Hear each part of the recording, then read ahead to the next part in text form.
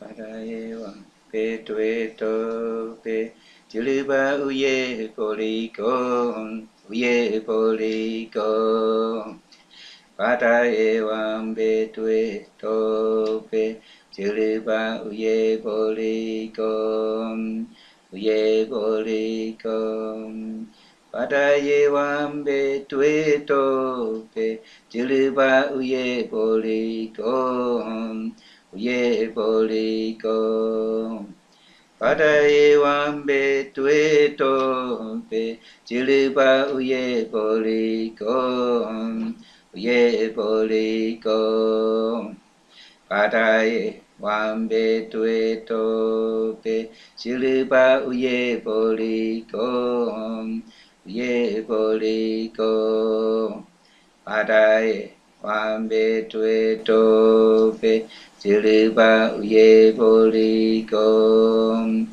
uye poliko. Over the years, the struggle to have our land rights recognized has been very difficult. Many times, communities were not able to provide concrete evidence in the form of maps, reports, etc. to prove that the lands that they have been using from time immemorial rightfully belongs to them. Communities were challenged to provide more evidence. One of the activities of the Amerindian Peoples Association is its land tenure assessment work. This activity relates to field and desk work to look at the land tenure assessment situation in different communities in Guyana. At least that's the overall intention. Communities have asked the APA to help them gather information to compile them into reports that they can use as evidence in their advocacy campaigns. In this regard, the APA, Rainforest US, Forest Peoples Program, and other partners made proposals to gather the evidence with communities.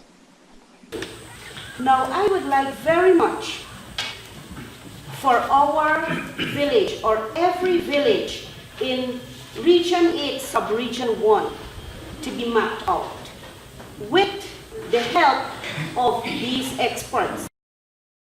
So the project started in northern Guyana, basically in regions 1 and 2, which is the land of the Carib, Arawak, and Warao people. Information is gathered through a participatory process in communities.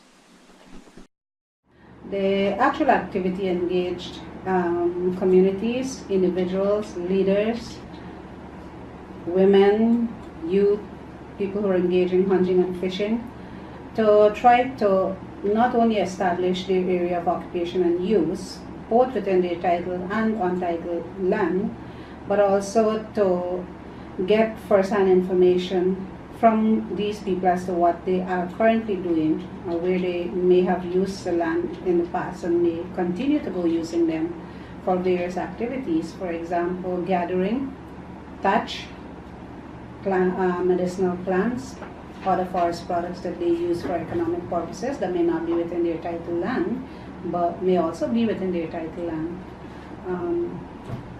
Where communities have been given titles, and that's a paper document which describe their area, doing a comparative study as to whether these titles actually conform to the title that they had asked for, therefore parents had asked for, to see whether they were satisfactorily given, and in cases where they were demarcation, to see if demarcation was done according to the descriptions.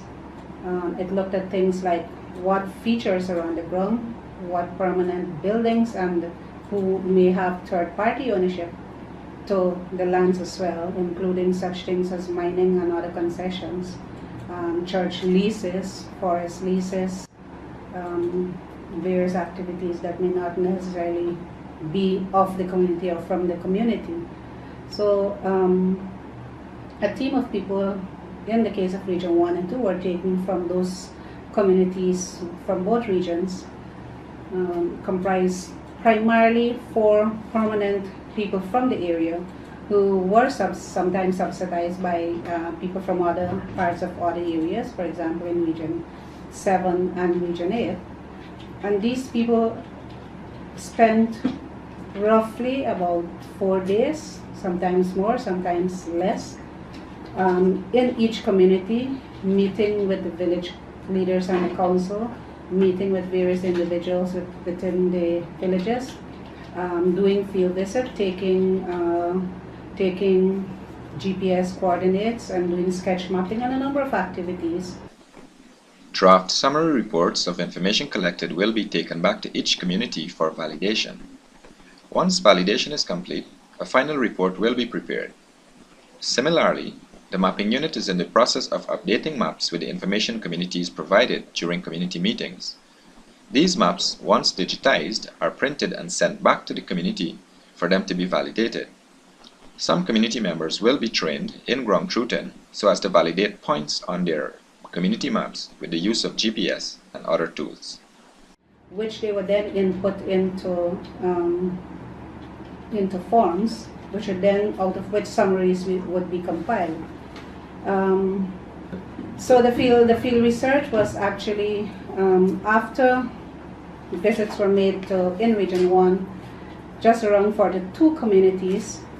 The results of the research were put into a report for each of the individual communities, describing their situations, describing the process that took place, describing the interviews, describing results, and also describing recommendations made by these communities.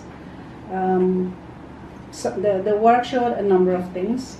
It showed that almost all of the community, maybe one or two, may have not been satisfied with their boundaries. All of them have land issues of various sorts, related to, for example, in the demarcation process, reduction of their description, in the actual description prior to demarcation, reduction of their land as they had requested or as they knew it to be, encroachment by others, and including forest concessions, and third parties such as the church that had some impact on their ownership as well. So of the 42 communities, the majority had issues of various sorts relating to their land. This activity is intended to continue in other regions, and therefore Region 8, which is in Western Guyana, among the Makoshi and the Patamona people, activities were carried out in the Pacaraima area and in the Patari area, which is the main areas where the people live. Similar to what happened in Region 2, field visits were taken, community leaders, individuals were met with, field visits were made to various areas. And in this case, the reports are now being generated into summaries, and like Region 1 and 2 will eventually end up into one single document that contain all the reports for all the 18 plus villages that would have been visited in the Pataro, North Pacaraimos area of Region 8. The work will continue into Region 7 as well, and this is about to begin in 2017. But what it means is that as we started in Region 1 and 2, where a core set of persons were trained, these persons will continue to lend their expertise, but it means that other people will be trained, or alongside the Region 1, 2 people would have had some amount of training, would have participated in some of the field visits to the Region 1, 2, and then subsequently the Region 8 areas. Therefore, in small instances, the Region 7 people would have benefited to some extent also from the work that took place in Regions 1, 2, and 8. At the end, it is expected that all of the regions that have the largest population of indigenous people would have been visited. The idea is to provide solid research to the government on the land issues, and also for the communities themselves, and for the APA to use the information in describing the situation, using it as advocacy tools, using it to appeal for the redress in these various instances where they have land issues, or where land issue, negative land issue, continue to affect the communities. Working with existing district councils is beneficial to the process. We were able to participate at district meetings in the North Pacaraimans and the Upper Mazaruni. This proved very useful as communities were able to discuss land issues openly among themselves, and valuable mapping information was gathered from the leaders present. Communities were able to jointly look at their territories as a block and made proposals to map their territorial boundaries.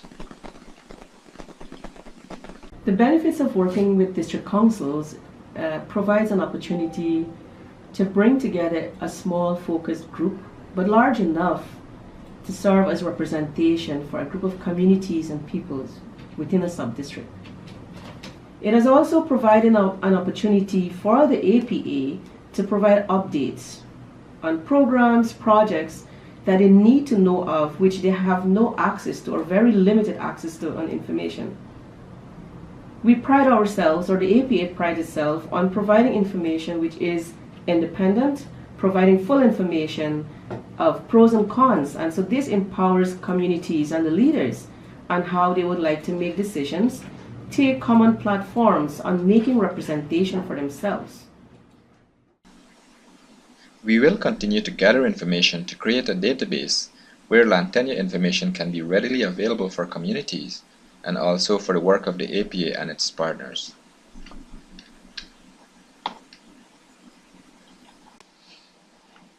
Pada ewan betue tope, jiliba uye bolikom, uye bolikom.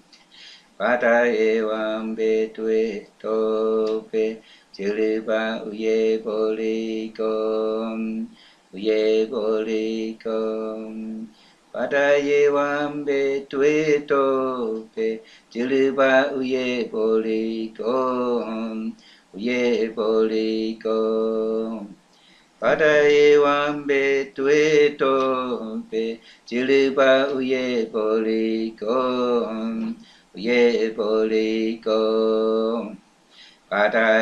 wambe tue tope, jiliba uye bolikom, uye bolikom.